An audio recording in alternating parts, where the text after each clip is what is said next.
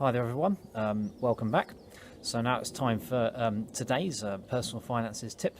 Again, please excuse me if I look off in other directions on the video. I am reading from a script. I have to do that for approvals purposes, so please bear with me.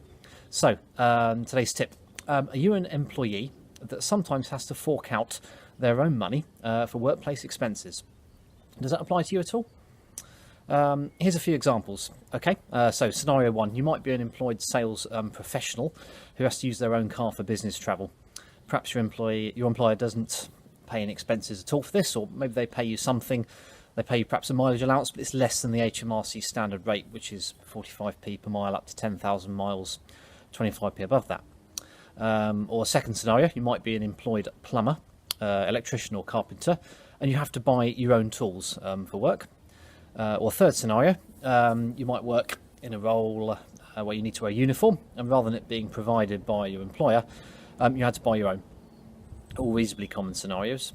Now, if you were self-employed, you could claim these costs as allowable expenses on your tax return, which would reduce your net profit, and hence your tax bill. But as you're an employee, you can't do anything about that, right? Well, actually, you can.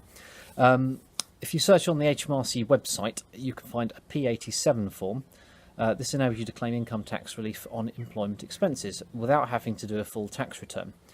Now, I'm not going to tell you how to complete the form or what expenses are and aren't allowable. I'm not giving personal advice in this video, just hopefully useful information.